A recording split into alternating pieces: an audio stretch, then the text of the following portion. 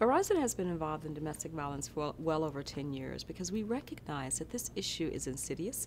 It's one that's impacting our employees in a very personal way. When you think about the fact that 1 in 4 women are victims of domestic violence, and at Verizon we have 210,000 employees, a large percentage of them are women. So we knew, based upon what we were seeing in our own corridors, that our employees were being victimized, and women in particular were being victimized. So we decided that we need to get involved and make this not a personal or private issue, but a public issue. Because from a productivity perspective, we know the employees were not productive, they were not coming to work, or when they were at work, they were worried about what was going to happen when they walked outside of the doors. And so we realized that we had an obligation to help our employees navigate this issue, to help them to understand what resources were available to them, what they could do to be safe. And because we are very involved, we actually have 2 signature programs that we're very proud of. One is our Hope Line program, in which we allow individuals to donate their used wireless phones and accessories. We refurbish those phones. Any proceeds that we get from that, we give to organizations that help victims of domestic violence. In the past 10 years, or 2 years actually, we've given more than $10 million worth of grants to help organizations deal with the issue. In addition, we provide those phones to victims because we know that when you leave a situation, you often leave with just the clothes on your back, and you're trying to start your life over. You have no way of being contacted. So by giving you a device that has 3,000 minutes of use, we are able to immediately connect you to a world that allows you to, get your life back together. And so for us, it's about how do we deal with this from an employee perspective with our own employees, but a larger perspective with the society that we serve.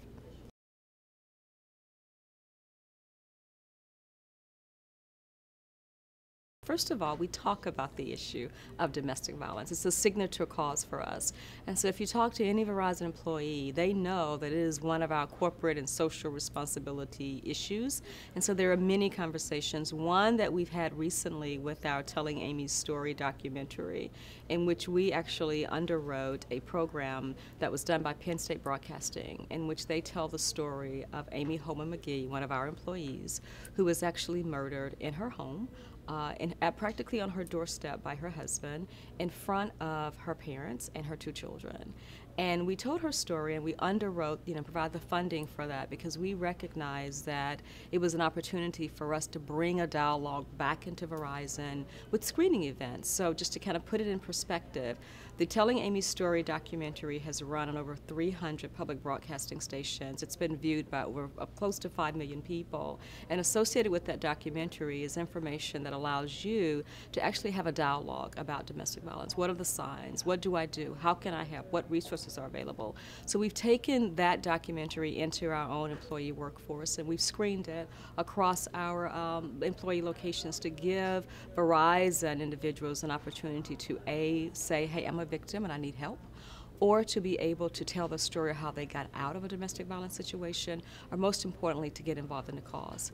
In addition to that, we have very specific training that we do that allows our managers and our supervisors to be able to identify the signs of a domestic violence victim and to be able to engage in a conversation with the victim. And we partner with Safe Horizons, a New York-based organization that focuses on training and helping employers understand how to train and how to have the conversation.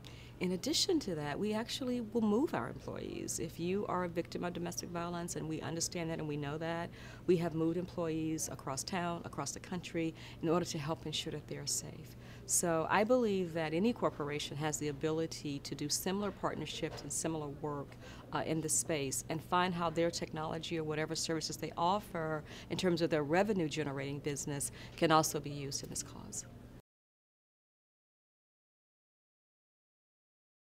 So it's twofold. First of all, they are a great partner and have been a great partner of ours, and we realize that there's an opportunity to sort of take the forces of corporations and really begin to combine our efforts in this space. Liz Claiborne has been just, involved in this issue for so many years, so have we, sort of early pioneers. So there's a couple of connections that we have. One is, as we look at 2011, one of our focuses will be more on how do we talk to teens about, domestic violence prevention and Liz Claiborne is a great role model and partner to help us as we begin to think about the entree into that segment.